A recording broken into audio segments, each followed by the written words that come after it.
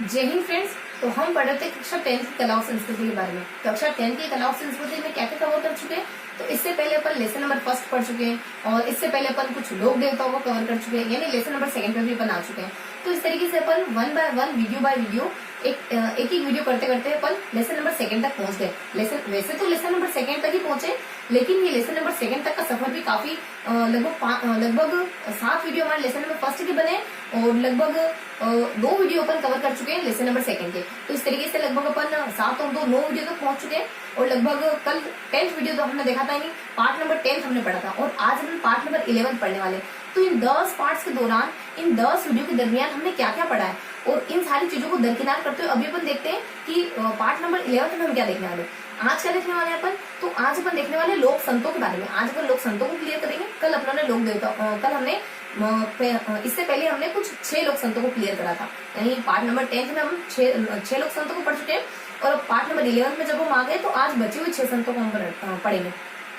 बचे हुए जो हमारे 6 संत है ना, 6 हमारे संत है, लोक देवता है, इस टॉपिक के ऊपर पढ़े थे। तो बचे हुए जो 6 संत है उनको अपन कवर करने वाले हैं। तो एक बार इस पार्ट नंबर 11 को शुरू करने से पहले जो 1 पार्ट से लगाकर जो 10th पार्ट तक का जो सफर है ना, उसको थोड़ा सा रिकॉल कर लेते हैं। उससे क्या होगा, आपको और मुझे माइंड में ये क्लियर होगा कि हम क्या क्या पढ़ते हुए हैं और देन अपन आज का सेशन शुरू करते हैं। ठीक है, तो सबसे पहले अपन देख लेते हैं 7 जो पार्ट से हमारे जो 7 सेशन बने हुए हैं वो हमारे पार्ट नंबर, वो हमारे लेसन नंबर फर्स्ट के।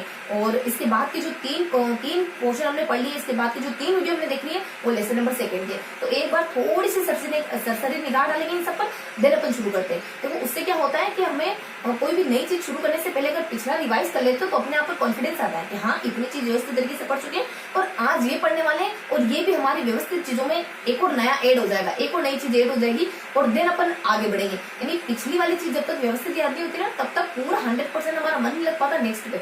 तो इसी तरीके से अपन पहले थोड़ा सा रिवाइज करेंगे, देन अपन आगे मूव ऑन करेंगे। तो थोड़ा सा अपन रिविजन लेते हैं 7 पार्ट्स में। देखो जो 7 पार्ट्स थे हमारे, जो 7 पार्ट्स देखे थे हमने, उनमें क्या क्या देखा था। तो देखो पार्ट नंबर फर्स्ट में हमने देखा था राजस्थान के सामान्य परिचय के बारे में, प्रागैतिहासिक काल के बारे में, सभ्यताओं के बारे में। तो सबसे इंपोर्टेंट क्वेश्चन तो सभ्यताएं था।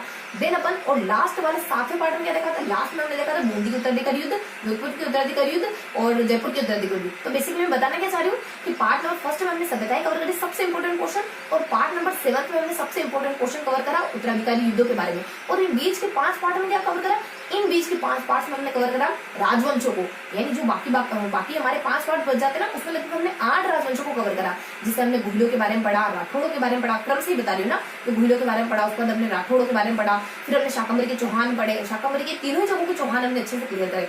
देन हमने आमेर की कछुओं को पढ़ा, आमेर की कछुओं के साथ ही हमने जैसलमेर की घाटियों को भी देख लिया था, क्योंकि छोटा सा वंश था हमारा, 5 से 7 राजा आए थे उसमें। और उसके बाद हमने जो 6ठा वीडियो था, जो हमारा राजवंशों का लास्ट हो गया था, 6ठा वीडियो था, उसमें हमने छोटे बचे हुए राजवंशों के बारे में देख लिया था, जैसे कि भरतपुर के जाट हो गए, करौली के यादव हो गए, आबू के परमार हो गए। तो इस तरीके से हमने लेसन नंबर फर्स्ट पढ़ा, यानी फर्स्ट पार्ट में हमने देखा सभ्यताओं के बारे में और लास्ट पार्ट में 7th पार्ट में हमने देखा उत्तराधिकारी संघर्षों के बारे में। और बचे कुछ इक्का दुक्का टॉपिक थे उनके बारे में भी देखा और बचे बीच के जो 5 पार्ट, इनमें राजवंशों को कवर किया। तो इस तरीके से हमने लेसन नंबर फर्स्ट पढ़ा। लेसन नंबर सेकंड कैसे देखेंगे अपन? लेसन नंबर सेकंड का आज हमारा लास्ट वीडियो होगा, क्योंकि इससे पहले अपन 3 वीडियो कवर कर चुके हैं, 7 और 3 हमारे 10 हो चुके हैं और ये हमारा 11th है, मतलब कि लेसन नंबर सेकंड का अंतिम वीडियो है। क्यों? क्योंकि लेसन नंबर सेकंड में सिर्फ क्या देखना था, हमें लोक देवता और संत को देखना था। तो 2 वीडियो हमारे लोक देवता से रिलेटेड हो गए, कुछ 9 लोक देवता हमने पढ़े। तो फर्स्ट वाले में हमने लगभग 4 लोक देवता को कवर कर लिया था और सेकंड वाले में हमने 5 लोक देवता को कवर कर लिया था। 5 लोक देवता तो हमारे कल्ला जी थे, नाम मात्र क्या है तो सिर्फ। और फिर हम सेकंड पार्ट में चल रहे थे। सेकंड पार्ट में हमने संतों को देखा। संत कितने, यहाँ पे 12 संतों का वर्णन किया गया था part number lesson number second में। तो हमने क्या करा कि 6 संतों को एक साथ पढ़ लिया, यानी 6 संतों को हमने वीडियो नंबर 10 में कवर कर लिया।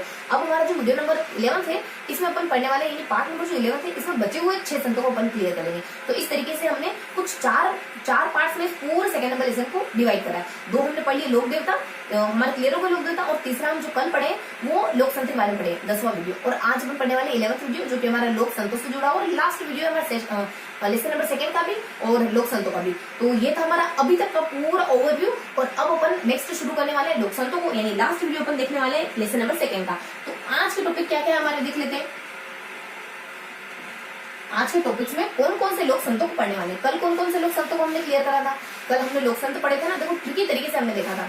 तो कल हमने लोक संत पढ़े थे, कुछ शुरुआत करी थी हमने लोक संतों की, शुरुआत ही हुई थी कल हमारी। तो धन्ना के बारे में पढ़ा था, पीपा के बारे में पढ़ा था, जम्बो जी के बारे में पढ़ा था, जसनाथ जी के बारे में पढ़ा था। उसके बाद हमने लालीदास के बारे में पढ़ा था। देन हमने लास्ट में हरिदास के बारे में पढ़ा था। और ट्रिक क्या थी हमारी ट्रिक थी कि डीपी देखकर जली है, यानी मेरी डीपी मैंने इतनी अच्छी लगाई हुई ना कि मेरी डीपी देखकर उद्यम छोड़ जली होगी, बहुत जली होगी, और खुद आगे बढ़ने की कोशिश तो नहीं करी होगी, बल्कि जल घुल कर बैठ गई होगी। तो यहाँ आता हमारे देखो डी पी, उसके बाद हमारे ज ली और हे, इस तरीके की ट्रिक थी हमारी कल की। डीपी देखकर जली है, धन्ना आ जाता है, पीपा आ जाता है, और जम्बो जी, जसनाथ जी, और फिर हमारे लालीदास जी, फिर हरिदास जी। इस तरीके से हमने कुल 6 संतों को कल क्लियर करा था। तो आज क्या पढ़ेंगे अपन, देखो आज अपन देखेंगे बचे हुए 6 लोक संतों के बारे में। तो आज कौन कौन से देखने वाले, देखो उनको भी अपन ट्रिकी तरीके से देखेंगे। क्या है ट्रिक हमारी, देखो यहाँ है हमारी डीएम राम रन कर गया, डीएम राम तो रन कर गया। थोड़ी सी समस्या क्या आन पड़ी, थोड़ी सी क्या कंडीशन आन पड़ी उसके सामने, डीएम राम भाग गए, डीएम अपने एसडीएम राम। तो देखो किस के बारे में पढ़ने वाले हैं आज अपन कुछ 6 लोक संतों के बारे में अच्छे से क्लियर करने वाले। तो क्या क्या नाम है 6 लोक संतों के, सबसे पहले आ जाता है अपने दादू दयाल। दिन अपन देखने वाले हैं मीराबाई। दिन देखेंगे अपन रानाबाई।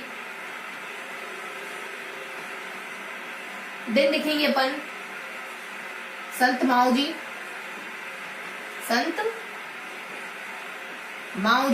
दिन अपन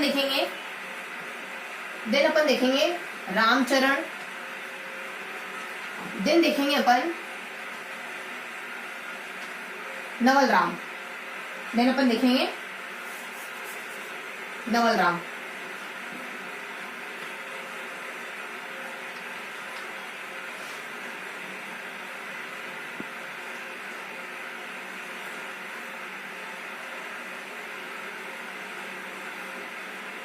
नवल राम के बारे में। तो इस तरीके से कुछ 6 लोक संतों को पढ़ने वाले।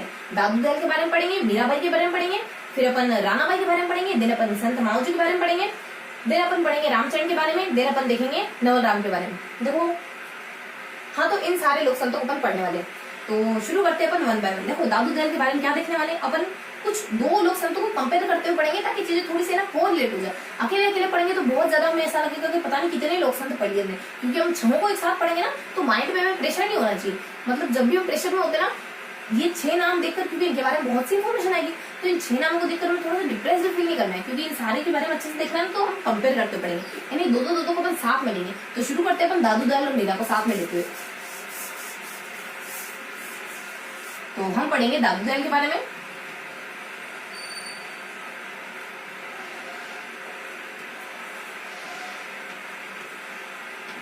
और यहाँ अपन कवर कर लेंगे मीराबाई के बारे में। मीराबाई के बारे में। तो दादू दयाल के बारे में कैसे देखने वाले हैं, देखो अपन किस तरीके से पढ़ रहे थे, अपन पढ़ रहे थे ना चीजों को ट्रिकी तरीके से अरेंज करके पढ़ रहे थे अपन, यानी कि चीजों को इस तरीके से नहीं देख रहे थे कि इन्होंने ये करा, इन्होंने ये करा, इन्होंने ये करा, इन्होंने ये करा, मतलब सेपरेटली नहीं देख रहे थे अपन, देख तो वही रहे थे, लेकिन थोड़ा सा इनको ना थोड़ा अरेंज करके देख रहे थे। उसी तरीके से देखेंगे अपन, थोड़ा सा चीजों को कंबाइन करने की कोशिश करेंगे, जो एक साथ बंधने जैसी चीजें ना उनको थोड़ा सा बांधने की कोशिश करेंगे। तो यहाँ दादू दयाल के बारे में अपन सिर्फ 2 चीजें देखने वाले, क्या तथ्य देखेंगे, उसके बाद इनके संत जीवन के बारे में देखेंगे। सिर्फ 2 चीजें देखने वाले अपन इनके बारे में। तो तथ्य देखेंगे पहला पॉइंट तो, और फिर संत जीवन के बारे में देखेंगे। तो यहाँ देखेंगे अपन दादू दयाल से जुड़ी तथ्यात्मक बातें, और सेकंड पोर्शन अपन कवर कर लेंगे संत, थोड़ा सा ऊपर लिखना होगा इसको।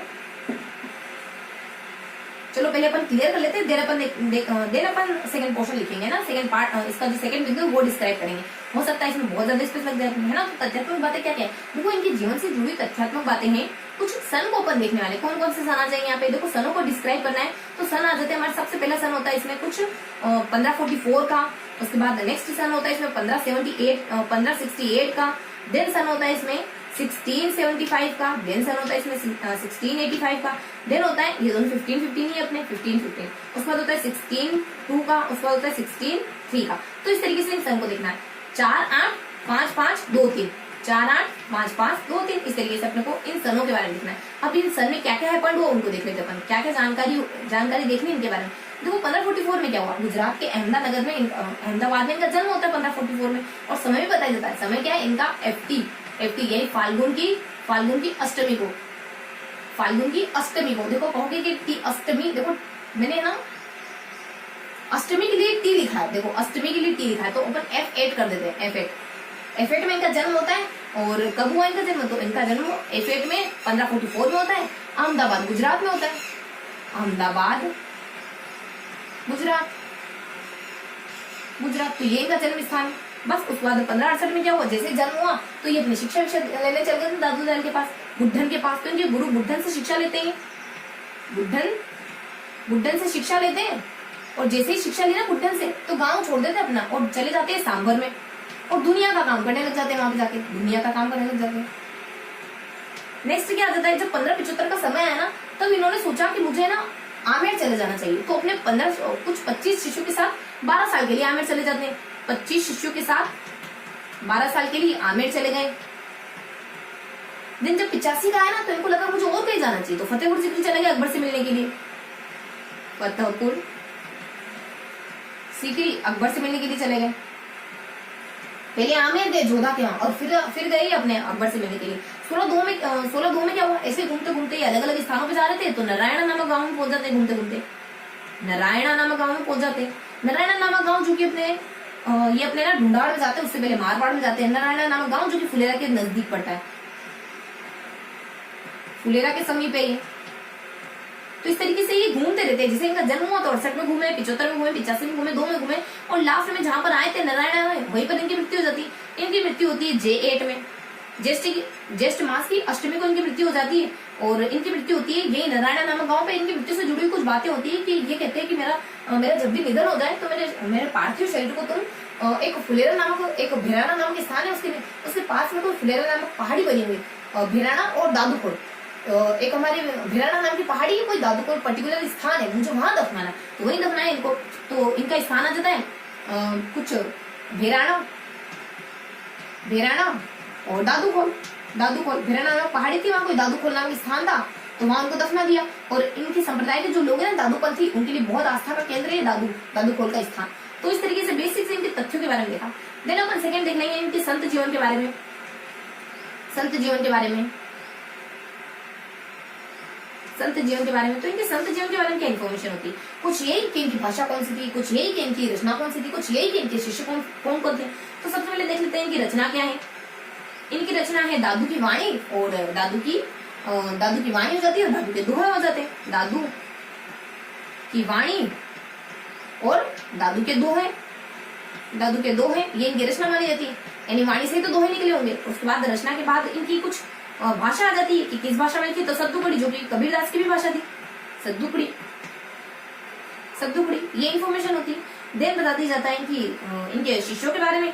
तो इनके शिष्यों की ट्रिक आ जाती है कि राम सबको जीएम करता है, राम से सब जीएम करते हैं, राम से सब क्या करते हैं, जीएम, राम से सब क्या करते हैं, जीएम, सब गुड मॉर्निंग करते हैं। होगा उसका कैरेक्टर कुछ ऐसा, होगा उसका व्यक्तित्व कुछ ऐसा, होगी उसके व्यक्तित्व में कुछ ऐसी बातें कि ना चाहते हो कि सब उसके सामने जैसे जाते हैं, तो मॉर्निंग में जीएम निकल जाता है, नून में आफ्टरनून निकल जाता है, और यूनियन मिलते इवनिंग निकल जाता है। अगर आपकी पर्सनैलिटी में दम होता है ना, तो सामने वाले चाहकर भी अपने आप को रोक नहीं पाते हैं आपसे बात करने के लिए, है ना।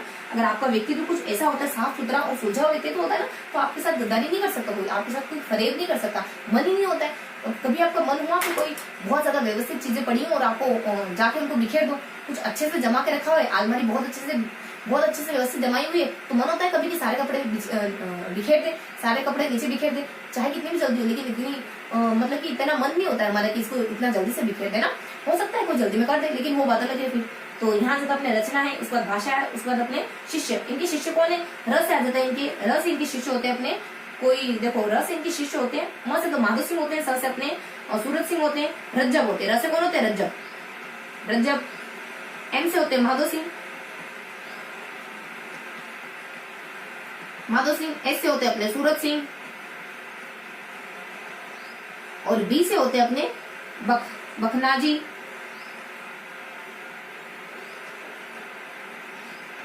उसके बाद जी से होते हैं अपने गरीबदास, और एम से होते हैं अपने मिस्किन। तो ये इनके शिष्य होते हैं। तो ये थोड़ी सी इन्फॉर्मेशन थी इनकी तथ्यात्मक चीजों के बारे में और इनके संत जीवन के बारे में। तो उन्होंने देख लिया दादू दयाल के बारे में। थोड़ा सा रिकेप ले लेते, हमने क्या देखा। देखो हमने अलग अलग संत के बारे में देखा, दादू दयाल के जीवन के बारे में हमने तथ्यों को क्लियर करा। देन अपन आ जाते हैं इनके संत जीवन के बारे में। तथ्यों हमने क्या देखा, 1544 का देखा, फिर हमने 1568 का देखा। देन ये दोनों हमारे 1544 1568, उसके बाद हमने 75 85 का देखा, उसका 2 और 3 का देखा, उसका 2 और 3 का देखा। इस तरीके से हमने देखा। तो 44 में इनका जन्म होता है, कुछ गुजरात के अहमदाबाद में F8 में इनका कुछ जन्म होता है। और देखो ये कृष्ण है या कृष्ण है शुक्ल, ये भी तो हमें क्लियर करना। देखो कृष्ण शुक्ल में हमेशा कंफ्यूजन हो जाता है। तो कृष्ण का मतलब रखा करो कि काला, जिसके भी साथ है तो सोच लो ये वो काले थे, और शुक्ल तो कह दो फेर थे, जो काले नहीं वो गोरे हो जाएंगे। इस तरीके से हमें थोड़ा सा ना ट्रिकी तरीके से चीजों को ध्यान रखना है। तो दादू दयाल अपने जो दादाजी ना वो काले भी और गोरे भी। तो इनका जन्म तो होता है, जन्म थे तब तो गोरे थे, यानी कि इनका जन्म शुक्ल में हुआ, और जब बाद में जब एक्सपायर हुआ ना तब काले हो गए, मरते मरते मतलब की पूरी जिंदगी में इनका कलर डल पड़ गया। तो ये लास्ट में शुक्ल है ना। तो इस तरीके से चीजों को थोड़ा सा हमें ध्यान रखना है। ट्रिकों में अरेंज कर लेंगे ना तो चीजें व्यवस्थित तरीके से याद रहेगी, फिर दिक्कत नहीं आनी। अब ये चीज आपको हमेशा याद रहने वाली। अगर इस तरीके से देखते तो थोड़ा मुश्किल हो जाता। तो अपन थोड़ा सा दादू दयाल के बारे में देख लेते हैं। तो कहाँ थे अपन, तो यही बता रहे थे अपन कि 1544 में इनका गुजरात के F8 में जन्म, गुजरात के अहमदाबाद नगर में F8 में इनका जन्म हो जाता है। फिर अपन कहते हैं कि 1568 में ये अपने गुरु बुड्ढन से कुछ शिक्षा उक्षा लेते हैं और सांभर में अपना गाँव छोड़कर सांभर में चले जाते हैं और दुनिया का काम करने लग जाते हैं। फिर जब 75 85 का समय है ना तो घूम रहे होते हैं। 75 में ये अपने जोधा से मिलने मतलब आमिर चले जाते हैं, और जोधा से मिलने नहीं लेकिन अपने 25 शिशु के साथ ये कुछ 12 साल के लिए आमिर चले गए थे। उसका जब 85 का समय है तो अकबर से मिलने गए, फतेहपुर सीकरी में अकबर से मिलने के लिए जाते हैं। 2-3 का समय है तो क्या करा, जब 2 का समय है ना 1602 का, तो ये अपने कुछ नारायण नामक गाँव में जाते उपदेश वगैरह देते थे भटकते। ये अपने पहले ढूंढाड़ में गए, फिर मारवाड़ में गए, फिर नारायण नामक जो फुलेरा के पास पड़ता है वहां चले गए। देन इनके लास्ट में क्या बता दी जाता है, ये जब 3 का समय है 16-3 का, तो इनके J8 के आसपास, ज्येष्ठ की अष्टमी के आसपास इनकी मृत्यु हो जाती है वही नारायण गाँव में। और देन बता दिया जाता है कि एक भैराना नामक कोई पहाड़ी है, वहां पे दादू को पर्टिकुलरली स्थान है, वो इनके लिए बहुत प्रसिद्ध है, वहीं पे इनकी समाधि वगैरह बनी है। तो दादू पंथी जो लोग हैं उनकी आस्था का केंद्र माना जाता है। बस ये इनकी फैक्चुअल चीजें देखी, सारी में उस तथ्यात्मक चीजों को क्लियर करा। उसके बाद इनके संत जीवन से जुड़ी कौन सी बात है, इनके संत जीवन से जुड़ी बातें, इनकी भाषा क्या है और इनकी रचनाएं क्या है, इनके शिष्य कौन है। तो इनकी भाषा संदुकड़ी, इनकी रचनाएं दादू की वाणी है और दादू की साखियां वगैरह है, और दादू की वाणी और दादू के दोहे वगैरह है। देन इनके शिष्य कौन आ जाते हैं, इनके शिष्य की हमने ट्रिक देखी कि राम सबको चेंज करता है, रजब वगैरह हो गया, और फिर अपने माधव हो गया, फिर अपने मिस्किन वगैरह हो गया, गरीब वगैरह हो गया, बखनाजी वगैरह हो गया। तो इस तरीके से इनके कुछ शिष्य होते हैं। तो ये हमने कवर करा दादू दयाल के बारे में। अब क्या देखेंगे अपन मीराबाई के बारे में। तो मीराबाई को भी अपन 2 तरीके से कवर करेंगे। सबसे पहले देखेंगे पारिवारिक स्थिति,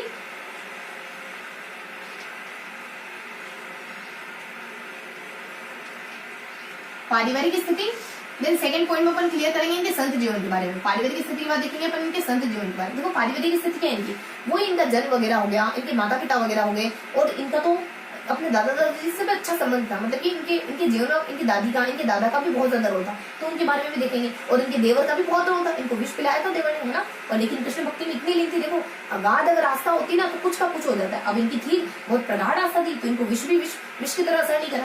उसके बाद लास्ट में इनके संत जीवन के बारे में कि कहाँ ये समाहित हो जाती है अंतिम बार, क्या इनकी रचना वगैरह है, कौन सा गुण इनका प्रधान है, माधुरी गुण इनका प्रधान है, किस शताब्दी में हुई थी ये, और क्या कहा जाता है इनको। इस तरीके से इनके साहित्यिक जीवन के बारे में देखेंगे। तो देखो पारिवारिक स्थिति क्या होती है इनकी, ये इनका जन्म देख लेते पहले अपन। तो इनका जन्म कहाँ होता है, तो इनका जन्म होता है मेड़ता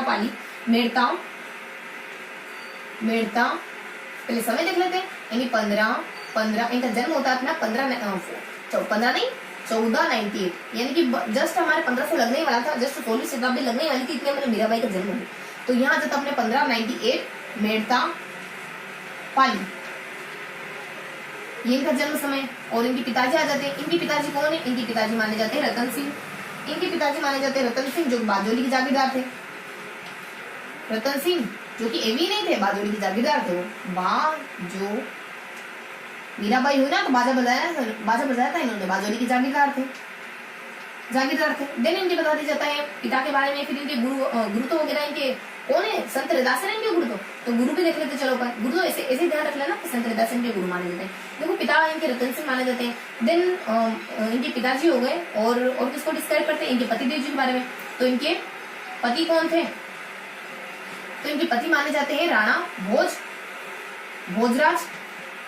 भोजराज इनके पति हैं, जो कि किसके सन ऑफ थे, यानी जो कि अपने राणा सांगा के बड़े बेटे माने जाते थे। सांगा के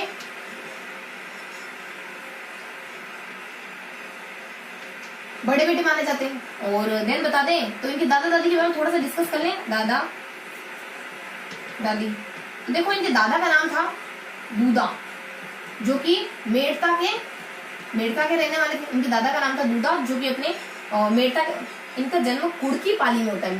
मेड़ता में नहीं, कुड़की पाली में होता है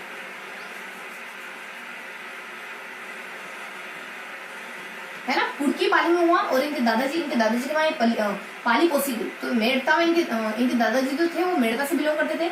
और कृष्ण, इनकी दादी से जुड़ी बात है कि कृष्ण भक्ति की शिक्षा इनको दादी ने दी थी। बचपन से ऐसे संस्कार दिए थे, दादी के पास रहते हुए ऐसे संस्कार मिले थे इनको कि कृष्ण भक्ति में लीन हो गए। बचपन की जो संस्कार की बातें होती है ना, वो हमारे आगे की जीवन को बहुत ज्यादा इम्पैक्ट डालती है। आपकी अपब्रिंगिंग किसके साथ हो रही है, किसके साथ उठ बैठ रहे हो शुरुआती समय में। हमारे फ्रायड होते हैं, मनोविज्ञान में वो कहते हैं कि बचपन यानी कि बच्चे के बाल्यावस्था का जो समय होता है वो बहुत नाजुक समय होता है। उस समय बच्चा किसकी बातें सुन रहा है और किसको फॉलो कर रहा है, ये बहुत ज्यादा मायने रखता है। अगर बच्चा अच्छी चीजें देख रहा है ना, तो उस समय ऑटोमेटिक अच्छी चीजें सीख जाएगा। बात की जीवन में वो अच्छी चीज क्यों कर रहा है, वो इतना अच्छा कैसे बन गया है, उसको भी पता नहीं रहेगा, लेकिन उसकी जो नींव पड़ी है ना, वो अच्छाई से बनी है। तो इस तरीके से जो शुरुआती समय होता है ना, वो बहुत ज्यादा मायने रखता है अपने आगे के जीवन में। तो इसी तरीके से अपने कृष्ण को भी, कृष्ण की शिक्षा भी इसी तरीके से अपने मीराबाई को भी जो कृष्ण भक्ति की जो शिक्षा मिली थी ना, अपने दादी जी से ही मिली थी। यानी वो ऐसे ही कैसे सीखी नहीं, दादी जी से उनको संस्कार धीरे धीरे संस्कार बिल्ट हुए कि वो कृष्ण भक्त बन गई थी, अंध भक्त बन गई थी कृष्ण। उसके बाद जन्म है, पिता है, पति है, दादा दादी है। तो इस तरीके से बेसिक इन्फॉर्मेशन है मीराबाई के बारे में। तो और दैनिक क्या देखेंगे पर मीराबाई की पारिवारिक स्थिति देखें। अब देखेंगे इनकी कुछ संत जीवन के बारे में। संत जीवन के बारे में क्या देखना था, इनकी मृत्यु देखने गई। मृत्यु तो क्या समाहित हो गई थी, तो अपन मृत्यु कहें या इनका समाहित होना है, तो ये ना लगभग 1547 यानी कि लगभग 50 साल के अराउंड जीती अपनी मीराबाई। देखो इधर 2 इधर 3 है ना, तो लगभग यहाँ अपने 2 आ जाते हैं एक्स्ट्रा और यहाँ अपन 3 कम हो जाते हैं। लगभग 49 साल के दरमियान ये रही होगी। और इनका देखो मृत्यु 1547 में हो जाती है। और मृत्यु होती कहाँ है, तो गुजरात के डाकोर मंदिर में। तो डाकोर मंदिर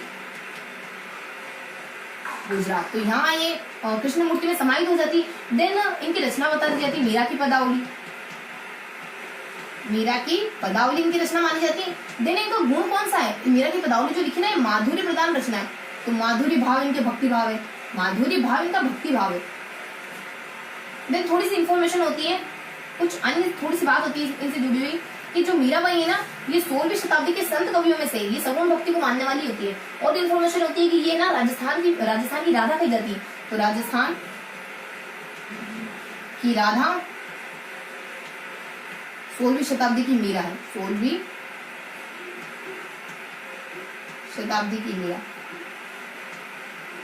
मीराबाई। बस एक हल्की सी इन्फॉर्मेशन होती है मीराबाई के बारे में, तो हम बचपन से जानते हैं, शुरुआत से जानते हैं, तो इनके बारे में ज्यादा लोड लेने की जरूरत है नहीं। इनका जन्म कहाँ होता है थोड़ा सा अपन रिकेप कर लेते हैं। हमने क्या देखा, जिस तरीके से हमने रामदेव के बारे में थोड़ा सा रिकॉल करते हुए चीजों को पढ़ाया ना, इन्हें एक बार देख लिया, उसके बाद थोड़ा सा रिवाइज करना है, देन अपन आगे मूव करेंगे। तो मीराबाई के बारे में देख लिया, मीराबाई के बारे में थोड़ा सा रिवाइज कर लेते, क्या देखा मीराबाई के बारे में। क्योंकि मीराबाई के बारे में हल्की सी जानकारी ली कि मीराबाई का जन्म होता है। मीराबाई का जन्म कब हुआ, जब जैसे ही हमारा 1500 लगने वाला था, उस किनार पे मीराबाई का जन्म होता है। 1498 के आसपास मीराबाई का जन्म माना जाता है। देन मीराबाई का जन्म कहाँ हुआ, कुड़की पाली में दिया जाता है। तो ये तो हल्की सी पारिवारिक स्थिति के बारे में हमने निकाल डाली, जो कि हम शुरू से जानते हैं। इनके पिताजी कौन है, तो रतन सिंह, जो कि अपने कोई बाजोली के जागीरदार वगैरह हुआ करते थे। इनके पतिदेव जी कौन है, तो इनके पतिदेव जी भोजराज है, जो सांगा के बड़े बेटे माने जाते हैं। दादा दादी के बारे में हल्की जानकारी देखिए। दादा जो है वो दूधा माने जाते हैं, मेटा के रहने वाले थे। और इनकी अपब्रिंगिंग, इनका पालन पोषण अपने दादा दादी के वही हुआ है। और कृष्ण भक्ति की शिक्षा इन्होंने अपनी दादी से ली थी। देन नेक्स्ट हम देखते हैं इनके संत जीवन के बारे में, जो कि थोड़ा सा ज्यादा इंपोर्टेंट होता है। इनका संत जीवन माना जाता है कि 1597 के आसपास रणछोड़ के डाकोर मंदिर में, अपने को गुजरात के रणछोड़ डाकोर मंदिर में समाहित हो गई थी। ऐसा माना जाता है, इनकी मृत्यु नहीं मानी जाती, ऐसा माना जाता है कि समाहित हो गई थी कृष्ण की मूर्ति में। देन बता दें कि इनकी मीरा की जो पदावली है वो माधुरी भाव की रचना है। और ये जो हमारी मीराबाई है, इस 16वीं शताब्दी में पैदा होने वाली मीराबाई राजस्थान की राधा के रूप में पूरे राजस्थान में जानी जाती है। तो इस तरीके से मीराबाई की हल्की सी इन्फॉर्मेशन हम देखी। अब क्या देखने वाले, देखो हमारी ट्रिक क्या थी, हम ट्रिक देख रहे थे कि राम है ना, राम डीएम राम रन कर गया। क्या था, डीएम राम रन। तो हमने डीएम के बारे में तो देख लिया, दादू के बारे में देख लिया, मीरा के बारे में देख लिया। अब किसके बारे में देखने वाले, अब देखने वाले हैं डीएम और राम के बारे में। अब पढ़ने वाले अपन राम के बारे में। तो ये था अपने दादू और मीरा। अब देखने वाले अपन राम के बारे में।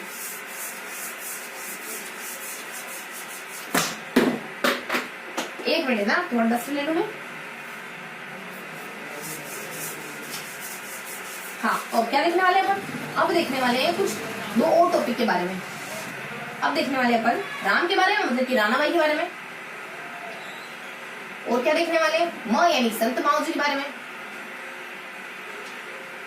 संत माऊजी के बारे में। तो कैसे देखेंगे अपन राणा बाई और संत माऊजी को, इनको भी अपन थोड़ा सा ना कुछ ट्रिकी तरीकों से अरेंज करने की कोशिश करेंगे, यानी इनको बांधने की कोशिश करेंगे कि फर्स्ट में अपन क्या देखते हैं, इसको अपन दो पार्ट में पढ़ेंगे, दो पार्ट से पढ़ेंगे तो फर्स्ट पार्ट क्या है, सेकंड पार्ट क्या है, और इनको अपन देखेंगे संत माऊजी को लगभग 3 पार्ट में।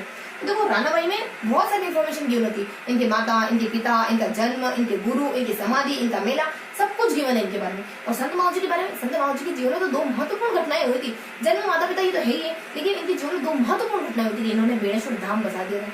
ये वही व्यक्ति जो चोपड़ा ग्रंथ लिखते हैं, जो चोपड़ा ग्रंथ लगभग 73 लाख छंद है उसमें, 73 लाख, लगभग 72,06,000 के आसपास उन्होंने छंद माने, दीपावली के दिन निकालते, कृष्ण का अवतार मानते। तो इनके जीवन में थोड़ी सी यूनिक बातें, इनके जीवन में तो बस बेसिक से ऐसी बातें हैं कि ये अपने माता पिता कौन है, गुरु कौन है वगैरह, समाधि वगैरह कब ली थी, कितने साल जी थी, तो इस तरीके से बेसिक से इन्फॉर्मेशन है। तो इसको अपन बांटने वाले हैं, देखो 2 क्वेश्चन बांटेंगे। सबसे पहला क्वेश्चन देखेंगे गुरु, जन्म, माता पिता और गुरु, क्योंकि ये वाला पार्ट है ना अपन पहले भी पढ़ चुके हैं। इससे पहले जब हमारा लालदास आया था ना, हमने जब लालीदास पढ़ा था तो इसी तरीके से देखा था। क्या देखा था, देखो रिकॉल करो, हमने देखा था कि जन्म, माता पिता और गुरु ये देखे थे, और यहाँ देखा था मृत्यु और मेले, ये अपन हमेशा से इस तरीके से पढ़ रहे हैं। तो मृत्यु और मेले, और बीच में देखा था उनके विचार और विचार से होने वाले लाभ, उनके विचार और विचार से होने वाले लाभ, क्योंकि अपन थोड़ा अलग तरीकों से चीजों को डिवाइड करके पढ़ रहे हैं ना, तो इस तरीके से हमने देखा था। तो वो ये चीज मतलब हम जो इस तरीके से बांट रहे हैं, ये को रिलेट कर रही है, तो अपन चीजों को थोड़ा सा उसी तरीके से पढ़ेंगे जैसे हमेशा से पढ़ते आ रहे। तो यहाँ देखेंगे अपन, यहाँ देखेंगे अपन जन्म, फिर माता पिता,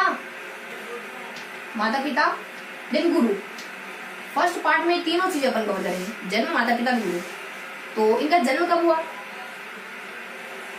तो इनका जन्म होता है, और राणा बाई का जन्म होता है, देखो वफात थी, इनके जन्म और मृत्यु की ट्रिक क्या है, वफा थी। तुमने वफा नहीं करी, तीनों के साथ गद्दारी करी, तीनों के साथ वफा नहीं करी। मान लो 3 BF होंगे उनके, तो तीनों के साथ वफा नहीं करी। देखो बिल्कुल माइंड नहीं करना है ना। देखो आप कहने लगो कि देखो राणा बाई तो इस तरीके से कैसे कहा, देखो मेरा मकसद राणा बाई को कहने का नहीं, मेरा मकसद किसी XYZ लड़की की बात करें ना अपन। तो यहाँ जब ने वफात की, तो जन्म मृत्यु पूरी बहुत तरह से क्लियर हो जाएगी। तो इनका जन्म होता है ना वैशाख की तृतीया को, और ये काली थी कि गोरी, अपने कृष्ण आ जाता है कि शुक्ल आ जाता है, तो ये बहुत ज्यादा फेयर थी, तो अपने शुक्ल है ना। तो यहाँ जब अपने कि वैशाख शुक्ल वगैरह अपन लिखे नहीं, तो वैशाख की तृतीया को इनका जन्म होता है, वैशाख की तृतीया को इनका जन्म होता है। दिन कहाँ हुआ, तो हरनावा, ये बहुत मोटी भी थी, तो हरनावा, यानी सारी नाव डूब जाया करती थी, जाट परिवार की थी ना, तो ये हरनावा, हरनावा, हरनावा जो मकराना के पास में पड़ता है। बस थोड़ी सी इन्फॉर्मेशन है इनके जन्म के बारे में। देन बता देते हैं इनके माता पिता के बारे में। तो इनके माता पिता कौन थे, इनके माता पिता माने जाते हैं, देखो अपने लिख लिया वैशाख तृतीया हरनावा, और देखो समय बताया ना, तो सन बताया तो 1504 था। ये ट्रिक तो अपने को ध्यान रखनी है।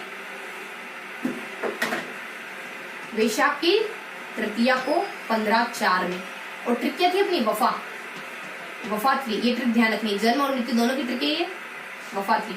उसके बाद अपने माता पिता कौन थे, इसके माता पिता माने जाते हैं ना राम गोपाल, और अपने राम गोपाल और एक गंगाबाई करके, राम तेरी गंगा मेली हो गई, इस तरीके से अपना पूरा वही दोनों शब्द आ रहे हैं, राम गोपाल और गंगा, राम गोपाल, राम तेरी गंगा, राम गोपाल और गंगाबाई, ये इनके माता पिता होते हैं। देन इनके गुरुजी कौन होते हैं, तो इनके गुरुजी होते हैं चतुर्दास।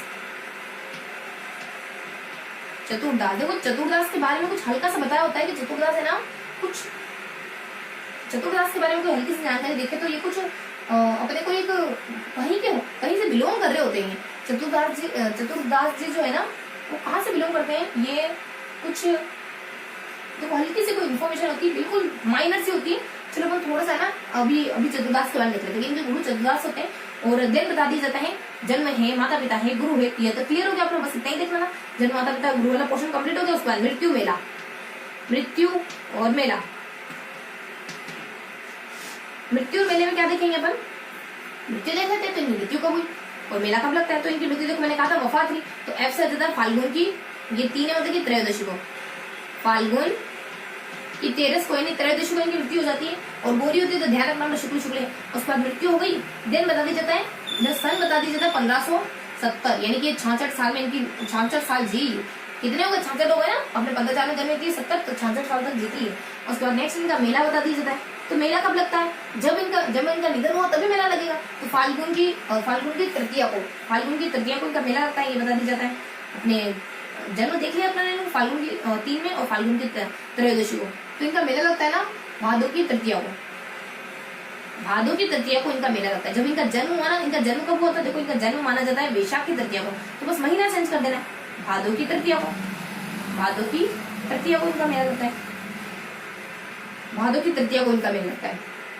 जब जन्म हुआ तब या फिर जब मृत्यु हुई तब, जब जन्म हुआ था भादों की तृतीया को, खाली महीना चेंज करा क्योंकि भादों के महीने में बहुत सारे मेले त्योहार पर्व वगैरह आते हैं, तो जब इनका जन्म हुआ तभी इन तृतीया को भादों के महीने में हुआ। बस ये हल्का सा इनके मेले के बारे में होता है। तो ये थी अपनी हल्की सी जानकारी रानाबाई के बारे में। तो रानाबाई के बारे में हमने क्या कवर करा, ये कुछ जन्म माता पिता गुरु आ गए थे, उसको लास्ट में देखते देखते क्या आ गए थे कुछ मृत्यु, और क्योंकि मृत्यु में थोड़ा सा डाउट लग रहा है मेरे को, मे बी ये 13 भी हो सकता है, मे बी ये तृतीया भी हो सकता है, लेकिन अपन क्लियर करेंगे नेक्स्ट वीडियो। इसको थोड़ा सा ना लोग रखेंगे, 80% रखेंगे, 80% रखेंगे, ठीक है। यानी हमें ट्रांसपेरेंसी के साथ चलना है, अगर डाउट है तो डाउट ही 80% पे है वैसे तो, लेकिन फिर भी मेरे को थोड़ा सा माइनर ऐसा लग रहा है कि हो सकता है या त्रयोदशी हो, या भादों की त्रयोदशी, भादों की तृतीया है, थोड़ा सा इसमें डिस्प्यूट है।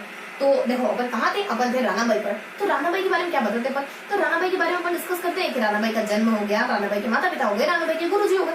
इस तरीके से रानाबाई को अपन देखते हैं फर्स्ट पार्ट में, फर्स्ट कैटेगरी में तो इस तरीके से देखते हैं। उसके बाद सेकंड हमारे पॉइंट में किस तरीके से देखते हैं, सेकंड पॉइंट में इनकी मृत्यु और मेला, मृत्यु और मेला ऐसे ही बांट रहे थे अपन, जन्म माता पिता और गुरु, और मृत्यु और मेला। तो जन्म माता पिता गुरु क्या है, तो इनका जन्म होता है ना V3 यानी VF3 वफा 3 में होता है। तो इनका जन्म तो माना जाता है वैशाख की तृतीया को, पर्टिकुलरली सन बताए तो अपने 15/4 को इनका जन्म होता है। बताए तो हरनावा गांव में होता है, हरनावा मतलब सारी नाव डूब जाती है, ये बेटी तो जाट परिवार की होती है ना, और जाट परिवार की होती है, और ये हरनावा गांव अपने मकरा में क्या सोच पड़ता है। देखो इनके माता पिता के बारे में बता दी, माता पिता कौन है, राम तेरी गंगा मिली, तो राम और गोपाल ये दोनों इनके माता पिता। और इनके गुरु माने जाते हैं अपने कुछ चतुर्दास करके इनके गुरु माने जाते हैं। तो बेसिक इन्फॉर्मेशन। और मृत्यु और मेले के बारे में क्या है, तो इनकी मृत्यु होती है कुछ अपने वफा 3 को जाती है, यानी अपनी वैशाख वफा यानी अपने फाल्गुन की तृतीया, फाल्गुन की त्रयोदशी को इनकी मृत्यु होती है। देन मेला भी देखो त्रयोदशी है ना, तो अपने अपन है त्रयोदशी, तो देखो मैंने माइंड में ऐसे क्लिक करा हुआ है कि जब इनकी मृत्यु हुई ना तभी इनका मेला लगता है, यानी कि शायद त्रयोदशी को इनकी मृत्यु हुई है ना, त्रयोदशी को ही इनका मेला लगता है, इस तरीके से ठीक है। लेकिन फिर भी थोड़ा सा मेरे को लग रहा है कि नहीं तृतीया है, तो अपन इसको थोड़ा सा ध्यान रखेंगे कि ये वाला थोड़ा सा डाउटेबल पोर्शन है ना, ये वाला थोड़ा सा डाउटेबल पोर्शन है। तो इनका मेला अपन थोड़ा सा स्किप रखते हैं ना, अभी मेले के बारे में हम कुछ डिस्कस नहीं करेंगे, तो चलो इनका मेला अपन स्किप ही रखते हैं, ठीक है। तो इनका मेला स्किप रहा समझो। उसके बाद अपन देखेंगे संत महाजी के बारे में। संत महाजी के बारे में क्या देखना था, वही अपने इनके जन्म के बारे में देखना था। इनके जीवन में 2 महत्वपूर्ण घटनाएं, एक तो बेणेश्वर धाम की स्थापना कर दी, बहुत महत्वपूर्ण माना जाता है, जिसको वृंद वृंदावन के नाम से आते हैं। माई सोम जाखम के यहाँ माई सोम जाखम की नदियों के संगम पर या माघ पूर्णिमा को मेला लगता है। बेणेश्वर धाम वही स्थान है जहाँ पर खंडित मूर्ति की पूजा करी जाती है, शिव की पूजा करी जाती है, जो कि 5 जगह से खंडित मानी जाती है। तो इस तरीके से संत महाजी के बारे में हल्की सी जानकारी हुई।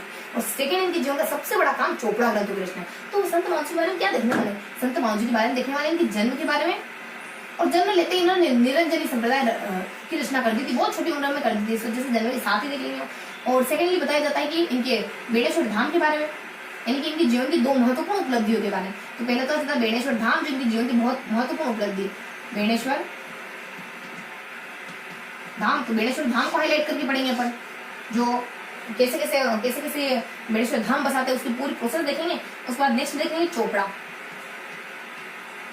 जो इनके ग्रंथ है ना इनको लेकर के देखेंगे। इनके ग्रंथ को लेकर भी बहुत सारी जानकारी की है। इनकी जीवन की 2 उपलब्धियां हैं, 2 उपलब्धियों को देखा है। इनका जन्म कब माना जाता है, तो इनका जन्म माना जाता है ना 1714 में साबला में इनका जन्म होता है, ऐसा माना जाता है। और जन्म लेते इन्होंने निष्कलंक, यानी जन्म लेते कहने का मतलब ये कि बहुत छोटी उम्र में निष्कलंक संप्रदाय की इन्होंने स्थापना कर दी थी। ये हल्की सी जानकारी होती है इनके जन्म के साथ। अब देख लेते बेणेश्वर धाम में क्या हो। देखो ऐसा माना जाता है कि जब ये 12 साल के हो ना, तो जैसे ही 12 साल के होते हैं तो कुछ माही और अपनी सोम और जाखम नदियों के किनारे तपस्या करने के लिए निकल चलते हैं, और 12 सालों तक लगभग 12 सालों तक वहां रहकर तपस्या करते हैं। 12 सालों तक 12 ये ना लगभग 12 साल की उम्र में, हाँ, तो ये 12 साल की उम्र में, छोटी सी उम्र में ये माही और सोम जाखम नदियों के किनारे निकल जाते हैं, वहाँ तपस्या वगैरह करते हैं। और कुछ 1784 गुरुवार का दिन होता है जब इनको ज्ञान की प्राप्ति हो जाती है। जैसे ही ज्ञान की प्राप्ति होती है तो बेणेश्वर धाम की स्थापना करते हैं। धाम की स्थापना क्यों करी, क्योंकि वहां पर ये अपने उपदेशों का प्रचार प्रसार करेंगे, वहां पर एक ये अपने अनुयायी वगैरह फॉलोअर वगैरह बनाएंगे। तो इस तरीके से इन्होंने बेणेश्वर धाम की स्थापना करी, और वहां पे बहुत सारे लोगों को ये शिक्षाएं वगैरह देने देते थे। इनकी शिक्षा में इनकी शिक्षा वगैरह उपदेश वगैरह सुनने के लिए हिंदू भी आया करते थे, मुसलमान भी आया करते थे, मतलब सभी जाति के लोग इसमें, सभी धर्म नहीं, सभी जातियों के लोग यहाँ आया करते थे। तो इस तरीके से हल्की सी इन्फॉर्मेशन होती है बेणेश्वर धाम के बारे में।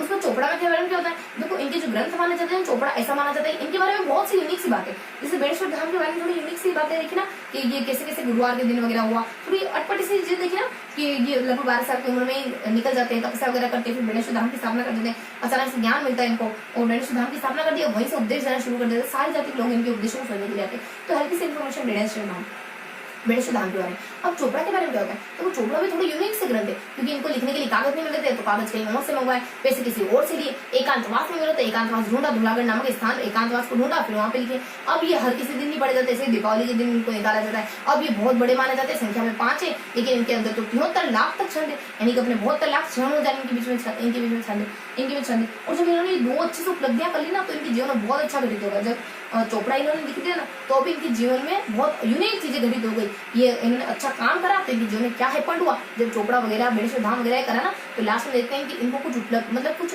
अचीवमेंट मिल गए, जैसे कि इनको कल्कि का 10वां अवतार कृष्ण अवतार माना जाने लग गया। उसके बाद इनके अनुयायी बहुत ज्यादा हो गए, तो डूंगरपुर में बहुत ज्यादा इनके फॉलोवर्स वगैरह है। इनका मेला लगने लग गया, तो माघ पूर्णिमा को अपने माही सोम जाखम के किनारे संगम पर इनका मेला वगैरह लगता है। इनका मंदिर बनने लग गया, तो साबला गांव में इनका प्रसिद्ध पूजा स्थल। तो इस तरीके से संत माऊजी होते हैं अपने। तो देखो बेणेश्वर धाम के बारे में क्या देखना है, जब ये 12 वर्ष के होते तो 2 नदियां थी अपनी, सोम और जाखम। सोम जाखम यहाँ पर चले जाते हैं, सोम जाखम नहीं, माही और सोम, माही और सोम इन नदियों के किनारे तपस्या वगैरह करते हैं। और लगभग 1784 के आसपास इनको ज्ञान की प्राप्ति होती है। 1784 गुरुवार को इनको ज्ञान की प्राप्ति होती है, और ये बेणेश्वर धाम की स्थापना कर देते हैं, जिसको शुरुआत में पोस्टर में दिया हुआ है वृंदावन, तो इस नाम से भी जाना जाता है, और देन बता दिया जाता है कि इनके उपदेशों को सुनने के लिए यहाँ से इन्होंने अपने उपदेश देने प्रारंभ करे। और उपदेशों को सुनने के लिए सभी जाति के लोग आते हैं, सभी जाति धर्म समुदाय, सभी जाति के व्यक्ति शामिल थे इनके उपदेशों को सुनने वाले व्यक्तियों में। उसका चोपड़ा के बारे में क्या जानकारी गिवन होती है, देखो चोपड़ा इनके 5 बड़े ग्रंथ है, 5 बड़े ग्रंथ है जिनको कि अपन चोपड़ा नाम से जानते हैं। और कुछ 5 से 6 बातें होती है इनके चोपड़ा ग्रंथों से। देखो ये कहाँ लिखे गए, तो ये ना अपने कुछ लसाड़ा के पटेल से पैसे लिए गए थे इनको लिखने के लिए। लसाड़ा पटेल से धनराशि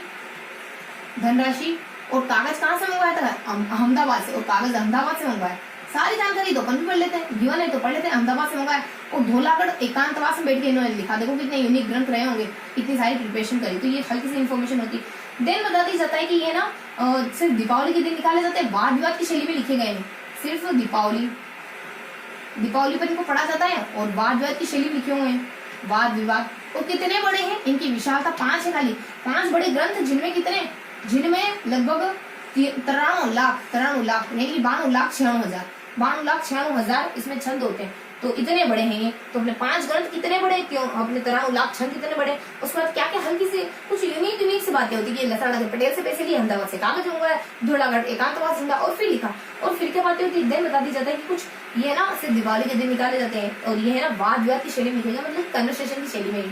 तो इस तरीके से हमने संत माऊजी के बारे में क्लियर करा। तो ये थी अपनी रानाबाई। देखो रानाबाई की मेले को स्किप है, मैंने कहा है ना, तो रानाबाई के बारे में देखो, उसके बाद संत माऊजी के बारे में देखो। तो रानाबाई तो अपने कुछ खास इनके बारे में आया नहीं, क्या आया, इनके माता पिता है गुरु है जन्म में, और लास्ट में मृत्यु है, मेरे माता पिता कौन है ये देखना है। तो इनका जन्म होता है लगभग 1504 में, और यानी वफा करती है तो वैशाखी तृतीया में इनका जन्म हो जाता है। कुछ अपने हरनावा गांव के आसपास जाट परिवार में मकराना के पास पड़ता है, वहां इनका जन्म हो। माता पिता राम गोपाल और अपने रानाबाई, माता पिता अपने राम गोपाल और गंगाबाई मानी जाती है। गुरु इनके चतुर्दास से बहुत ज्यादा इंटेलिजेंट, बहुत ज्यादा शार्प है। लास्ट में इनकी मृत्यु मेले के बारे में बता दिया, मेला हमने स्कीप रखा। मृत्यु हमने देखी कुछ वफा 3 है, मतलब के बारे फाल्गुन की 13 को इनकी मृत्यु हो जाती है, और ये लगभग 1570 में हुई, तो लगभग 66 साल के दरमियान इनका पूरा जीवन कटा, 66 साल की इनकी उम्र होती। तो हल्की से जानकारी अपने रानाबाई के बारे में। देन अपन संत माऊजी के बारे में क्या देखते हैं, संत माऊजी के बारे में देखा इनके जीवन की कुछ अच्छी बात। देखो ये उपलब्धियां भी लिखी है आपने, उपलब्धियां भी बाकी है, तो बस थोड़ा सा ना संत माऊजी की उपलब्धियां लिख देना पर आगे बढ़ते हैं। हमने देखी थी ना इनकी उपलब्धियां, अचीवमेंट, उपलब्धियां। जब इन्होंने ये 2 बड़े काम कर दिए ना, तो इनके जीवन की बहुत सारी उपलब्धियां आ गई इनके जीवन में। ये कल्कि के 10वें अवतार माने जाने लगे। क्या क्या उपलब्धियां हैं, तो 10वें अवतार माने जाने लगे कल्कि के, यानी कृष्ण के 10वें अवतार कल्कि अवतार के रूप में इनको पूजा जाने लग गया। डूंगरपुर में इनकी बहुत बड़ी संख्या में भक्त हो गए, डूंगरपुर में बहुत ज्यादा भक्त हो गए, और साबला गाँव में इनका प्रमुख पूजा स्थल बन गया। और मेला लगता है इनका, तो मेला लगता है इनका माघ पूर्णिमा को माही सोम जाखम की संगम पर इनका मेला लगता है, माही सोम और जाखम। तो ये उपलब्धि इनके नाम हो गई कुछ, ये इतनी सी, ये उपलब्धियां, लगभग 4 उपलब्धियों के नाम होंगे जब ये इतना सारा काम करते थे जीवन में। तो अब देखते थे संत माओ जी का। तो कहाँ थे संत माओ जी का? हल्का सा जन्म के बारे में बताना। 1714 में इनका जन्म होता है, साबला गांव में इनका जन्म हो जाता है और जन्म लेते ही निष्कलंक संप्रदाय लिख दिया, मतलब कि बहुत छोटी उम्र। देन बता देते हैं इनकी बेणेश्वर धाम के बारे में, देन बता देंगे इनके चोपड़ा ग्रंथ के बारे में। देन इतने बड़े बड़े काम कर दिए तो कुछ अचीवमेंट तो नाम हुई होगी इनके, तो वो देख लेते हैं। बेणेश्वर धाम के बारे में हल्की सी इन्फॉर्मेशन देते हैं। 12 साल के आसपास माही और सोम नदी के आसपास जाते हैं, वहाँ एकांत में तपस्या वगैरह करते हैं और तपस्या करने के बाद ये 1784 को गुरुवार के दिन को ज्ञान की प्राप्ति हो जाती है और तभी बेणेश्वर धाम की स्थापना करते हैं। वृंदावन के नाम से जाना जाता था। वहाँ उपदेश देना प्रारंभ करते हैं, सारे जातियों के लोग उनके उपदेशों को सुनने के लिए आते हैं। देन देखते हैं अपन बेणे चोपड़ा के बारे में। चोपड़ा के बारे में क्या इन्फॉर्मेशन, ये तो बहुत यूनिक ग्रंथ है, संख्या में 5 है लेकिन इतने बड़े कि 93 लाख शब्द इसमें सिर्फ दीपावली के दिन निकाले जाते हैं। और कुछ ये इनको कागज कहीं से लाया गया, इनको एकांतवास में मिल रहा था, कहीं धुलाकर नामक स्थान में बैठे और लसाड़ा के पटेल से धनराशि ली। इस तरीके के ग्रंथ होते हैं। और क्या जानकारी होती है इनके ग्रंथों के बारे में? बाद विवाचली लिख रहे, एक कोई मिस हो रहा था बाद विवाचली। तो इस तरीके के कुछ यूनिक से इनके ग्रंथ होते हैं चोपड़ा।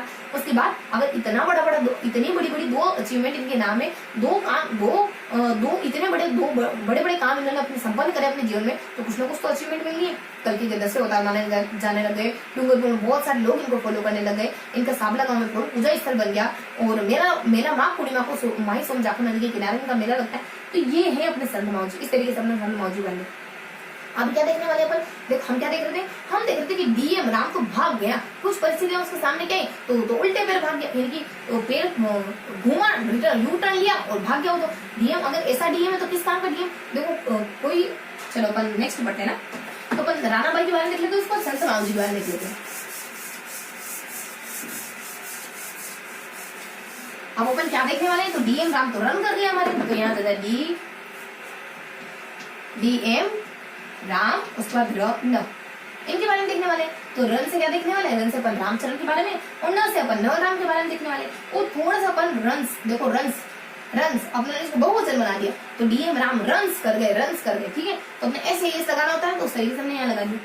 तो यहाँ अपन है ना कुछ तीनों के बारे में कवर कर लेंगे, ठीक है। अपन तीनों के बारे में कवर कर लेंगे फिर तो अपने थोड़ा सा इस तरह कर लेते हैं अपन। सांगले गांव धूनी आएगा, वो बहुत ज्यादा बड़ा नहीं, आसानी से हो जाएगा।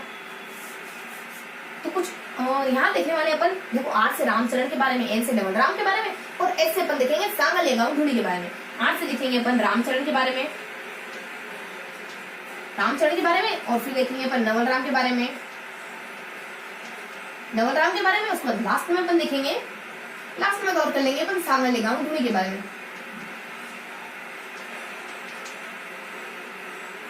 सांगले धूनी के बारे में देखो रामचरण के जीवन को अपन कैसे कैटेगराइज करेंगे? देखो ये जो रामचरण थे ना, ये अपने जीवन में अलग अलग स्थानों पर घूमते रहे, अलग अलग जगहों पे जाते रहे, 2-3 स्थानों पर जाते हैं। उसके बाद लास्ट में कुछ उपलब्धियां, कुछ अचीवमेंट, बड़ी अचीवमेंट इनके नाम है। और जनरल सा इनका पारिवारिक इंट्रोडक्शन देखेंगे, माता पिता कौन है इनके, गुरु कौन है इनके, इनका जन्म कहाँ हुआ था। तो ये कुछ हल्की सी इन्फॉर्मेशन देखेंगे, तो थोड़ी यूनिक होते हैं। दत्ता जी के वहाँ मंदिर में जाते हैं तो साधु के चलते इनका मन उचट जाता है, साधु के व्यवहार को देखकर, तभी वैरागी धारण करते हैं। इस तरीके के शख्स होते हैं, मतलब कि किसी के व्यवहार से इतने प्रभावित हो गए उन्होंने वैरागी धारण किया।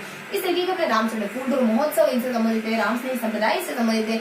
शाहपुरा जो फूलडोर अपने रामस्नेही संप्रदाय की जो शाहपुरा शाखा है उसके प्रवर्तक ये खुद माने जाते हैं। और इनके लिए छत्रियां बनवाई गई, इनके लिए मठ बनवाए गए। भिलवाड़ा के जो शासक होते हैं, रणसिंह नाम के व्यक्ति होते हैं भिलवाड़ा के शाहपुरा के शासक, वो इनको अपने यहाँ बुलाते हैं और मठ वगैरह बनवाते हैं इनके लिए और छत्रियां वगैरह बनाते हैं। वही 1498 में एक्सपायर हो जाते हैं, 90 वाणी इनकी रचना होती है। इस तरीके से कुछ बहुत सारे फैक्ट है इनको लेकर के, लेकिन हम उन फैक्ट को क्या करेंगे, थोड़ा सा अरेंज करने की कोशिश करेंगे ताकि वो चीजें व्यवस्थित तरीके से पढ़ी रहे। हमें पता रहे कि टाइम यहाँ रखी, हमें पता है कि शूज यहाँ रखे, हमें पता है कि सॉक्स यहाँ रखे, हमें पता है कि शर्ट यहाँ रखे, हमें पता है कि पैंट यहाँ रखी। तो चीजें व्यवस्थित तरीके से मिलेगी जब भी आपको चाहिए। पूरे आराम से रेडी हो गए आप, पूरे शर्ट पैंट के समय हमने किसी को रेडी कर दिया।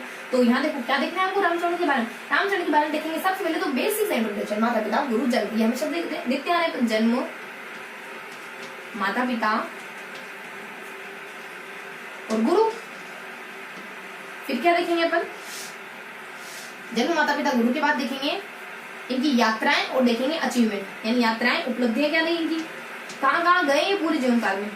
उसके बाद उपलब्धियां, इनके जीवन काल में इनको कौन कौन सी अचीवमेंट हासिल हो गई थी, तो ये देखने वाले पर। देखो जन्म माता पिता और गुरु क्या है, देखो इनका जन्म जयपुर के हैं, तो इनका जन्म होता है ना कुछ इनसे अपने माऊ जी है ना, संत माऊ जी उनसे 4 साल बड़े थे, वो 14 में हुए, तो ये होते अपने 19 में, 4 या 5 साल बड़े होते, तो इनसे 5 साल बड़े होते, तो इनका जन्म माना जाता है देखो इनका जन्म एज इट इज तिथि वही है जो अपने तेजा जी की थी। तेजा जी की दिनांक है नहीं माघ की 14 को, तो ये भी माघ की 14 को पैदा होते हैं। माघ 14 को, समय है उनसे 5 साल बड़े हैं, तो यानी कि 17-19 में पैदा होते हैं। कहाँ पर? तो सोडा, जयपुर सोडा पिया करते होंगे अपने, वो तारक मेहता में नहीं बताते सबके सब इकट्ठा होकर सोडा पीते हैं, सोडी, और सोडी भी आता है वहाँ पे, तो अपने सोडा जयपुर, तो ये इनका जन्म है। सब कुछ जानकारी की मैंने पहले से, ये भी अपने पहले पढ़ा हुआ है। हमारे तेजा जी का जन्म इसी समय होता है, और तेजा जी अपने गोरे थे या काले थे? तेजा जी अपने गोरे थे, यानी अपने कृष्ण में उनका जन्म होता है, तो ये भी अपने मान कृष्ण ही है। तो अपने रामचरण ना, राम बहुत गोरे थे, बहुत फेयर थे, तभी तो चलो इनके बारे में ज्यादा कमेंट नहीं करते अपन, क्योंकि राम राम नाम से बिलोंग कर रहा है, तो हो सकता है किसी को थोड़ा हार्ड हो जाए। तो अपने राम बहुत ज्यादा गोरे थे, ठीक है, बहुत ज्यादा फेयर थे। और फिर बताते अपने माघ के बारे में, और माघ 14 में इनका जन्म होता है, और 17-19 को 16 को जयपुर में इनका जन्म हुआ। देन इनके माता पिता, इनके माता पिता कौन थे? तो इनके माता पिता वैश्य कुल के बखनाजी और बखनाजी और दाऊद थे। वैश्य कुल के थे वो, वैश्य कुल के बखनाजी, बलखाजी या बखनाजी, दाऊद और दाऊद, दाऊद, ये इनके माता पिता थे, बखनाजी और दाऊद। बखत मेरे को देव, तुम्हारा बखत चाहिए, मेरे को और कुछ नहीं चाहिए। यहाँ आता गुरु, इनके गुरु कौन थे? तो 1751 के आसपास कोई मेड़ता नामक स्थान होता है, वहां पे इनके गुरु से कृपाराम से शिक्षा लेते हैं। कृपाराम से शिक्षा लेते हैं, और वही इनका नाम रामचरण रखते हैं। कृपाराम इनका नाम है ना, रामचरण रखते हैं। रामचरण ही इनका मूल नाम माना जाता है, और एक और नाम इनका रामकृष्ण के नाम से भी जाने जाते हैं, लेकिन इनका मूल नाम तो बेसिकली रामचरण ही है, जो अपने कृपाराम देते हैं इनको। और नेक्स्ट बता दिया जाता है, कृपाराम ने कहा 1751 के आसपास ये मेड़ता में दीक्षा लेते हैं। 1751 के आसपास ये मेड़ता नामक स्थान पर, दांतड़ा पर्टिकुलरली तो दांतड़ा, 1751 में दांतड़ा मेड़ता में शिक्षा लेते हैं, दांतड़ा मेड़ता में, तो यहाँ इन्होंने शिक्षा ली थी। देन बताते हैं कि ये कुछ 1758 का समय होता है, जब अपने गुरुजी के पास गए थे ना, उसके लगभग 7-8 साल का समय होता है। 7-8 साल बीत चुके होते हैं। उसके बाद कहीं गलता जी के मंदिर में गए होते हैं ना, गलता जी के मेले में, कहीं तो ये नहीं करना ब्ला ब्ला ब्ला, और खुद बैठ के भांग अपने गांजा है, भांग है, चरस, ये सब ले रहे हैं, और लोग सब बुरा ट्रीट कर रहे हैं, लोगों को अंधविश्वास में डाल रहे हैं, लोगों को भ्रम में डाल रहे हैं। तो इस तरीके का उनका व्यवहार देखकर 1758 का समय, 1758 का समय होता है, वो गलता जी के मेले में जाते हैं, तो वहाँ साधुओं के व्यवहार को देखकर मन उचट जाता है, संसार से मन भर जाता है इनका, और विरक्ति धारण कर लेते हैं। अब इनको लगने लग जाता है कि अपने जीवन में और कुछ नहीं, ऐसा अगर संसार है तो नहीं रहना मुझे इस संसार में, ऐसे लोग होते तो नहीं मुझे इंटरेक्शन रखना किसी के साथ, नहीं मुझे बनना एक सामाजिक प्राणी, मुझे तो एक विरक्ति वाला व्यक्ति बनना है। तो ये पता नहीं इनके ऐसा कुछ हुआ होता है, तो ये विरक्त बन जाते हैं। तो बेसिक इन्फॉर्मेशन के माता पिता हो गए, इनके गुरु हो गए, और इनका जन्म वगैरह हो गया, और कुछ इनके साथ कुछ ऐसा हैपेंड हो गया था जब कि ये ना विरक्ति की तरफ मुड़ गए। तो ये बेसिक इन्फॉर्मेशन थी रामचरण के परिवार से जुड़ी। कुछ इनकी यात्राएं कहाँ गए, देखो ये अलग अलग जगहों की यात्रा करते हैं। सबसे पहले ये भीलवाड़ा में उपदेश देते हैं, भीलवाड़ा में होते हैं, और वहां पे अपने उपदेश वगैरह दे रहे होते हैं लोगों को। फिर अचानक से कुराड़ा चले जाते हैं, मूर्ति पूजा से कुहाड़ा, कुराड़ा नहीं कुहाड़ा, ये ना मूर्ति पूजकों से बहुत परेशान हो चुके होते, तंग आ चुके होते, ये कुहाड़ा चले जाते हैं। देन बता दिया जाता है कि इनको अब ये शाहपुरा चले गए, ऐसे ही नहीं गए, बिन बुलाए मेहमान नहीं गए, बिन बुलाए मेहमान नहीं बने, जबकि इनको बुलाया जाता है, हालांकि इनको बुलाया जाता है रण सिंह के द्वारा, और जब रण सिंह उनको बुलाता है तब उनका मान रखने के लिए और उनका आतिथ्य स्वीकार करते वहां चले जाते हैं, ये रण सिंह के वहां चले जाते हैं। और कुछ वही शाहपुरा में 1791 में, 1791 का समय होता है, लगभग 70 साल जीते हैं। तो जन्म कब हुआ? 1719 में, 1791 1999 लगभग 70 साल, तो 70 साल ही जीते, 1791 में मर जाते हैं ये। और जैसे एक्सपायर हो जाते हैं तो अपने पीछे कुछ रचना छोड़ जाते हैं जो इनकी उपलब्धियां अचीवमेंट में शामिल हो जाती है। तो ये था इनकी यात्रा, यानी एक बार भीलवाड़ा में रहते हैं, फिर कुहाड़ा नामक गांव में जाते हैं, फिर भीलवाड़ा में चले जाते हैं, लेकिन ऐसे ही नहीं जाते, अपने रण सिंह द्वारा बुलाए जाने पर जाते हैं। और रण सिंह द्वारा जब बुलाए जाने पर जाते हैं ना, तो वहीं इनकी मृत्यु हो जाती है 1798 के आसपास। कब होती है? 1798 के आसपास। और रण सिंह इनके लिए मठ वगैरह बनाते हैं, इनके लिए छत्रियां वगैरह बनाते हैं, मतलब कि बहुत अच्छे से खातिरदारी करते हैं रण सिंह। उनके बाद कौन सी अचीवमेंट है, कौन सी उपलब्धियां जो इनके नाम है, देखो इन्होंने एक अणभे वाणी रचना अपने पीछे छोड़ जाते हैं। अणभे वाणी रचना है इनकी, एक बहुत प्रसिद्ध रचना है अणभे वाणी। और सेकेंडली बता दिया जाता है कुछ महत्वपूर्ण राम स्नेही संप्रदाय का संपादन इन्होंने ही करा था। संप्रदाय जिसके 4 शाखाएं मानी जाती हैं, जिसमें जो शाहपुरा शाखा है ना, उसके संपादक तो खुद माने जाते हैं, उसके प्रवर्तक तो खुद माने जाते हैं। इसके अलावा जो 3 शाखाएं बच जाती है, तो देखो शाहपुरा शाखा के तो प्रवर्तक ये खुद है, शाहपुरा के तो खुद यानी रामचरण हो गए, और बाकी कुछ 3 बच जाती है। वो कौन है अपनी, वो मतलब कौन है, क्या है वो, तो वो आ जाती है अपने कुछ, देखो RS के और धरना, RS के घर पर धरना होगा, यहाँ जाती है इसकी राम से संप्रदाय के बारे में देख रहे हैं अपन, तो यहाँ जाता है RS के घर पर धरना। तो ध जब अपना ध और र और ना एन साइलेंट अपना। देखो आर से जब अपने रेणु है कौन कौन सी शाखा है, तो रेणु है। उसके बाद ऐसे अपने सिंह है, रेणु है, सिंह और खेड़ापा, खेड़ापा। अब इनके प्रवर्तक कौन कौन माने जाते हैं, तो अपने धर्रा वाले इनके प्रवर्तक माने जाते हैं, यानी अपने डी से माना जाता है दरिया,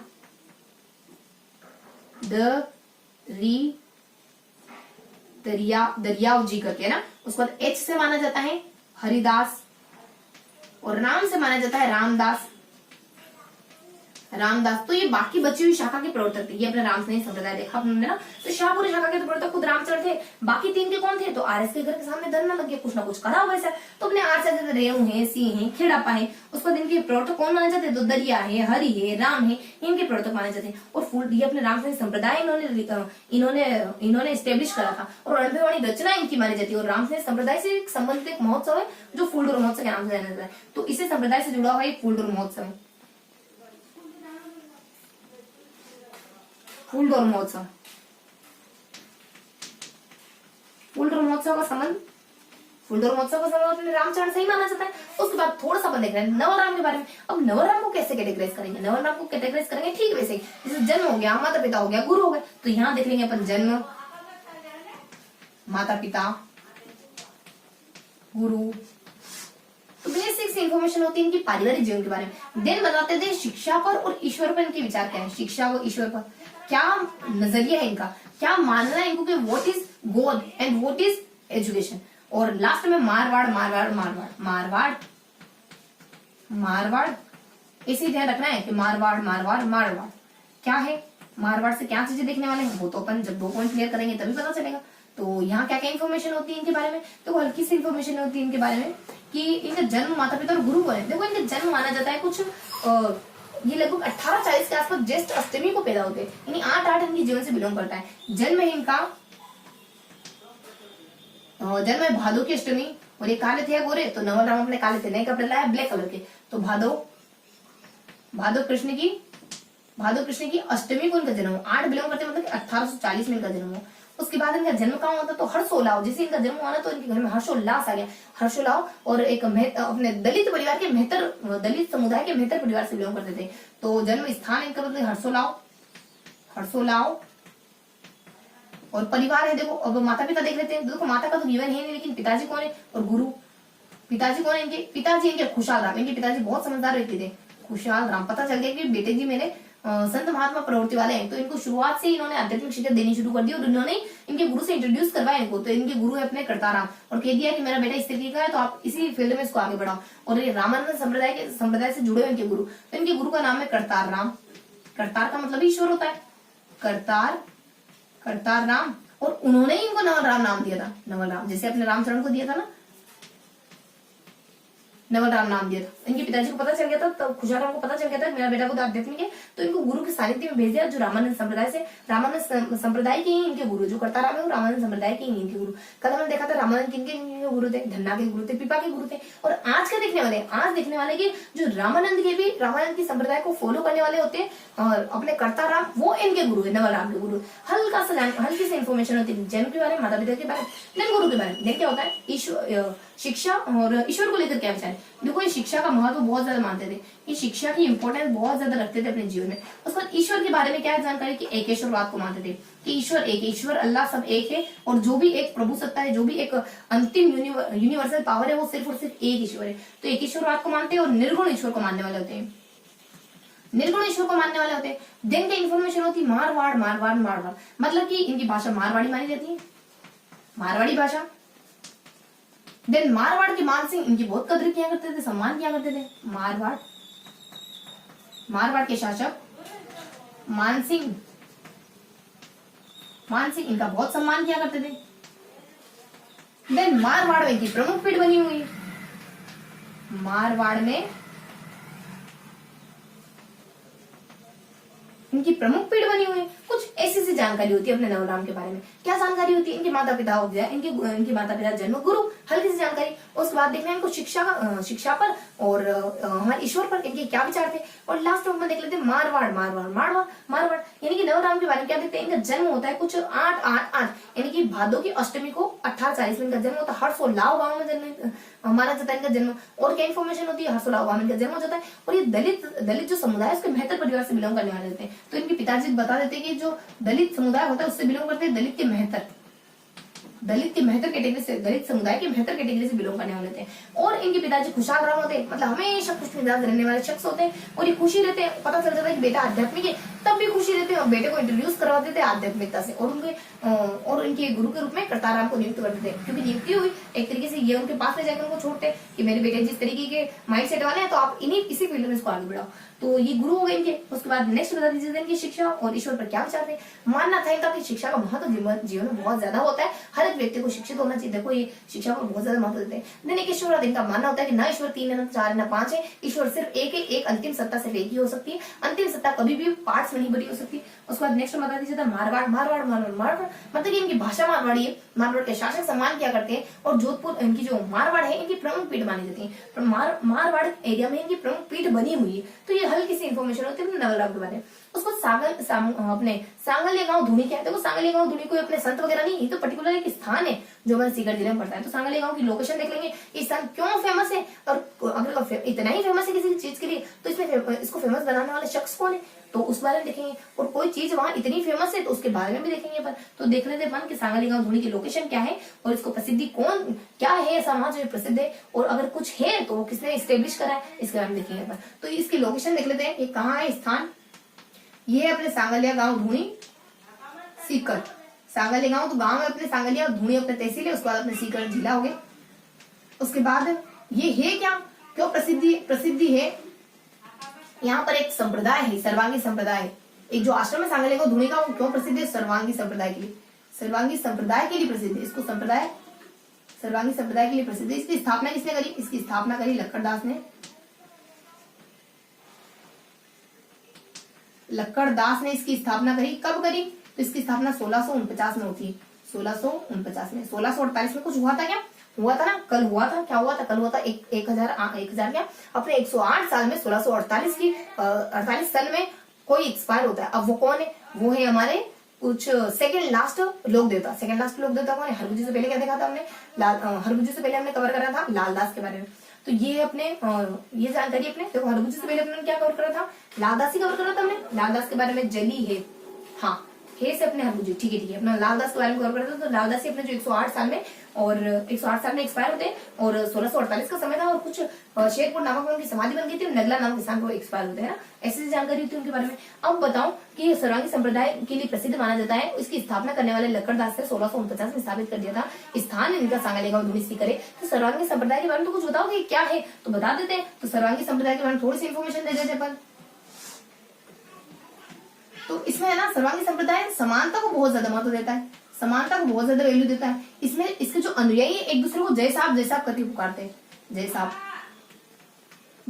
करके पुकारते हैं। संप्रदाय बहुत अच्छा है, इसमें आसपास के गांव में शिक्षा एस्टेब्लिश हो सके, शिक्षा का प्रचार प्रसार हो सके, इसके लिए इसने इसके पीठासीन अधिकारी जो थे खीवाराम करके कोई शख्स होते हैं, उनके द्वारा महाविद्यालय की स्थापना कर दी गई। तो खीवाराम के इस प्रयास को देखकर आर के नारायण उनको सम्मानित कर देते हैं। तो खीवाराम के द्वारा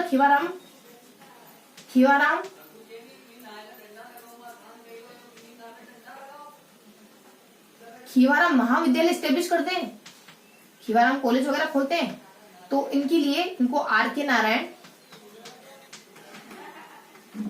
सम्मानित करते हैं। तो ये 2-3 बातें होती है कि इनमें ना समानता को बहुत ज्यादा वैल्यू जाती है संप्रदाय में। देन इसके जो अनुयायी होते हैं वो एक दूसरे को इस आश्रम में जय साहब करके पुकारते हैं। देन इनके जो पीठासीन अधिकारी खीवाराम, उनके द्वारा गांव के आसपास के गांव के बच्चों की शिक्षा के लिए खीवाराम महाविद्यालय की स्थापना कर दी। इस इफोर्ट को देखकर, इस प्रयास को देखकर आर के नारायण जो हमारे राष्ट्रपति होते हैं उनके द्वारा इनको खीवाराम को सम्मानित किया गया। तो ये बेसिक से इन्फॉर्मेशन होती है सांगलिया गांव धुनी के बारे में। तो इस तरीके से हमने कवर करा रामचंद्र के बारे में, नवलराम के बारे में, हमने देखा सांगलिया गांव धुनी के बारे में। तो इस तरीके से हम नवलराम के बारे में, रामचंद्र के बारे में, नवलराम के बारे में, सांगलिया गांव धुनी के बारे में, तीनों पोर्शन के बारे में पढ़ लेते हैं। और इस तरीके से हमने 3 तो ये और इससे पहले वाले 3 जो इससे पहले वाले 4 जो कि हमने 2-2 सेपरेट में पढ़े, सेपरेशन में पढ़े। तो इस तरीके से हमने कुछ 6 तो संत देखे और एक तो अपना संत है नहीं, एक तो अपना स्थान है। तो इस तरीके से कितने 12 लोक संतों के बारे में हमने कवर करा।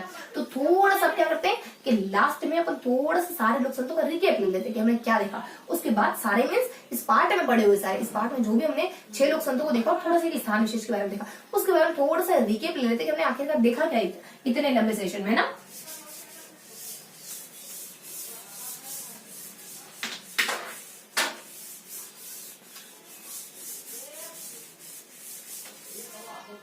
तो देखो हमने कौन कौन से लोग संत देखे उसके बारे में देख लेते हैं। तो हमने क्या क्या संत किस किस के बारे में देखा, तो आज के हमारे कुछ टॉपिक्स है।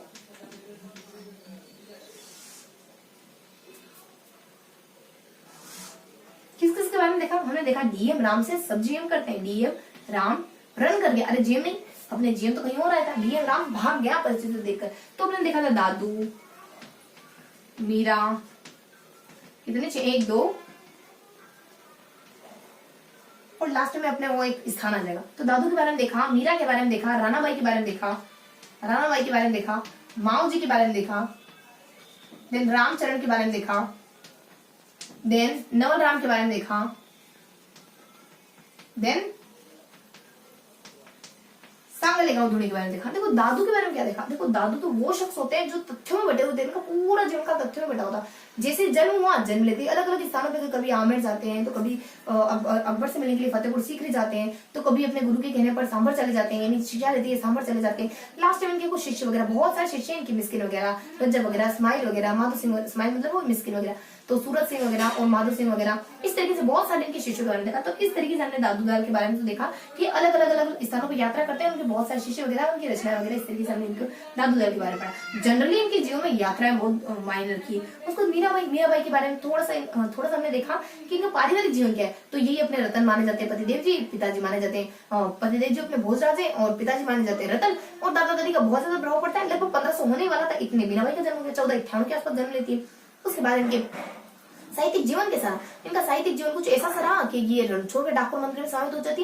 इसकी जो भी रचनाएं हैं, मीरा की पदावली वगैरह, माधुरी भाव की प्रधानता है उसमें। 16वीं शताब्दी में पैदा होने वाली ग्रंथ जो अपनी मीराबाई है, राजस्थान की राधा के नाम से जानी जाती है। उसके बाद रानाबाई के बारे में क्या देखा, देखो रानाबाई अपने जीवन में ज्यादा कुछ विशेष नहीं कर पाई, हल्का सा जन्म है, माता पिता है, गुरु वगैरह है, खाली समाधि वगैरह ले लेती और मेला हमारे स्कीप रहेगा। ठीक है, तो हम देखो कल की थोड़ी सी हमारी जो इससे पहले का सेशन था ना, उसके बारे में थोड़ी सी बातचीत करनी है, तो ध्यान रहे ना कि बातचीत करनी है इस बारे में। तो यहाँ जाता है हमारे रानाबाई के बारे में इस तरीके से देखा कि जन्म है, माता पिता है, गुरु है, उसके बाद मेला वगैरह है, मृत्यु वगैरह, तो ये सारी जानकारी थी। कोई उपलब्धि विशेष हमने इनके बारे में कवर नहीं करी। उसके बाद माओ जी के बारे में क्या देखा, माओ जी अपने जीवन काल में बहुत अच्छे से 2 काम कर देते हैं, बहुत ज्यादा प्रसिद्ध होते हैं वो दोनों ही काम। जन्म देखा निष्कलंक संप्रदाय, तो ये भी बहुत अच्छी बात थी कि निष्कलंक संप्रदाय की इन्होंने स्थापना करी। लेकिन 2 मेजर काम देखे हमने, एक तो बेटेश्वर धाम की स्थापना, एक चोपड़ा ग्रंथ। तो इनको लेकर के इनके बारे में हमने देखो, इनके मेला भी हमने देख लिया, माघ पूर्णिमा को इनका मेला लगता है ना।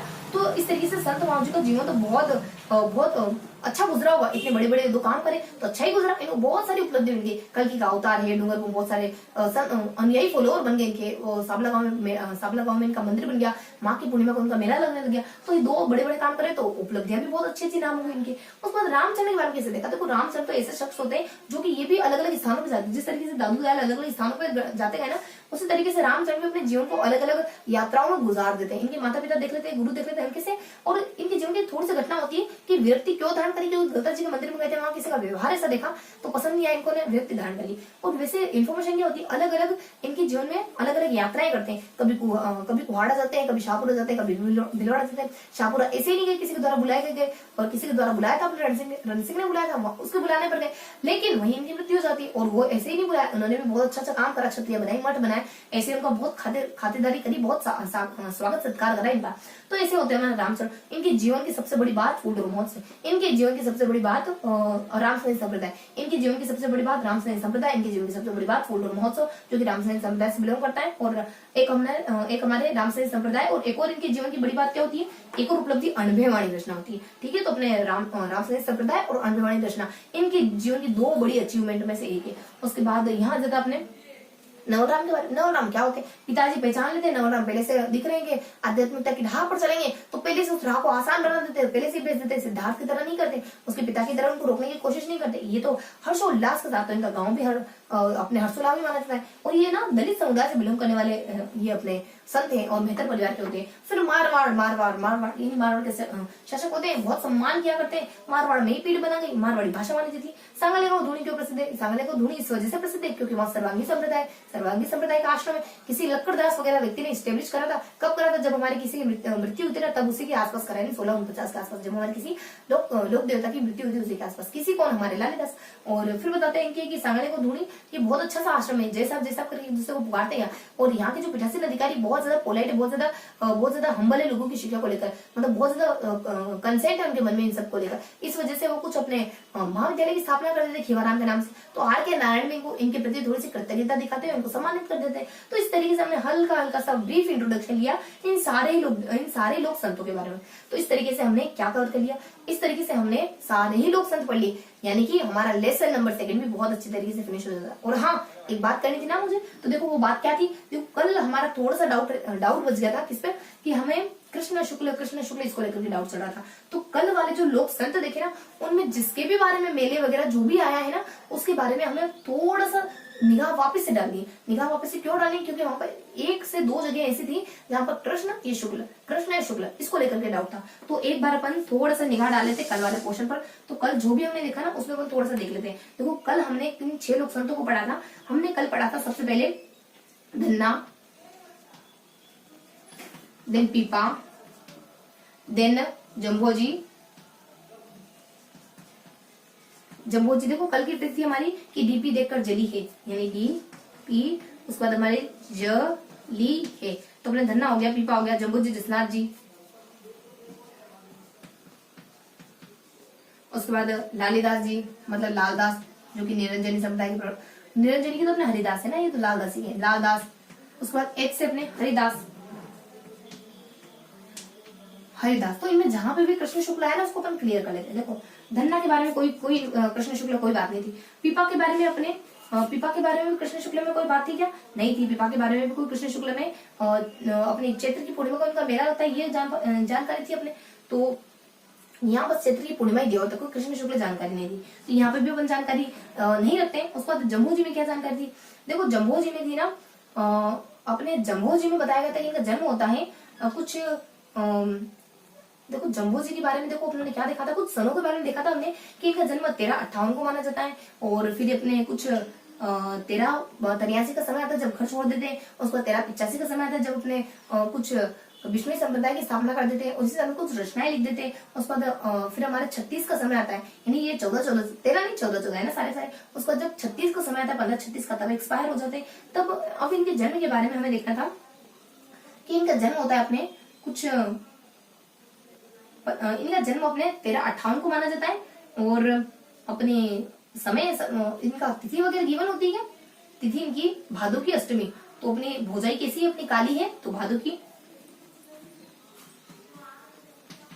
की अष्टमी को और कृष्ण अष्टमी को, तो भादो की कृष्ण अष्टमी को इनका जन्म होता है। तो ये अपनी जानकारी थी जम्भोजी के बारे में। उसके बाद जसनाथ जी के बारे में क्या इन्फॉर्मेशन होती है? जसनाथ जी के बारे में तो हमने जसनाथ जी के बारे में कोई कृष्ण शुक्ल आया है क्या अपने? तो जसनाथ जी के अपन देखते हैं, जसनाथ जी की अपना जन्म आ जाता है। देखो जसनाथ जी के बारे में यहाँ कोई इन्फॉर्मेशन नहीं होती। जसनाथ जी की कृष्ण शुक्ल से जुड़ी हुई कोई इन्फॉर्मेशन नहीं होती। देखो इनका यहाँ अपने जसनाथ जी की 3 बार मेले लगते हैं, लेकिन वो उन्होंने कल ही क्लियर कर दिया था शुक्ल ही। तो इनके जो मेले लगते हैं ना, इनके मेले मेघ में लगते हैं। मेघ यानी कि अपने माघ है, आश्विन है और चैत्र, इन सबकी शुक्ल सप्तमी को इनके मेले लगते हैं। उसके बाद लालदास के बारे में देखो सिर्फ ये इन्फॉर्मेशन अपने बहुत गलत थी। ये इन्फॉर्मेशन थोड़ी सी गलत हो गई थी। इसके मेले के बारे में थोड़ा सा समय आगे पीछे हो गया था। तो देखो लालदास का मेला कब लगता है? मैंने कहा था एमए में लगता है। तो लगता तो एमए में ही है, लेकिन थोड़ा सा आगे पीछे हो गया। एम यानी अपने माघ था, मैंने मार्गशीर्ष कह दिया था, तो माघ की पूर्णिमा है। उसके बाद अपने A7 यानी आश्विन सप्तमी, तो थोड़ा सा आगे पीछे हो गया था। यहाँ अपने आश्विन की सप्तमी, आश्विन 7 को लगता है। उसके बाद हरिदास के बारे में कोई इन्फॉर्मेशन थी क्या? तो हरिदास के बारे में तो कोई इसी कृष्ण शुक्ल से जुड़ी कोई इन्फॉर्मेशन थी नहीं, क्योंकि हरिदास का अपन जन्म बताते ना, कुछ डीडवाना में इनका जन्म बताते हैं और पर्टिकुलरली समय गिवन नहीं होता है। तो इनके बारे में ऐसी कोई इन्फॉर्मेशन नहीं थी। तो बेसिकली अपन देखे ना, तो दिक्कत कहाँ थी? दिक्कत अपनी थी सिर्फ और सिर्फ यहाँ लालदास के बारे में। ठीक है, तो ये हमने बेसिकली सिर्फ यहाँ थोड़ा सा हमारे मिस हो गया था। तो ये हमने लालदास के बारे में क्लियर कर लिया। ठीक है, माइंड में क्लियर रखना कि लालदास के बारे में थोड़ी सी इन्फॉर्मेशन अपने एमए से मिस हो गई थी, या फिर गलत इन्फॉर्मेशन आप तक पहुंच गई थी। एमए से मैंने मार्कशीट के दिया था और ए से तो आश्विन नहीं था हमारा, लेकिन थोड़ा सा आगे पीछे हो गया था। तो एमए से ये बात ध्यान रखनी। ठीक है, तो ये था हमारे कल की थोड़ी सी बातचीत।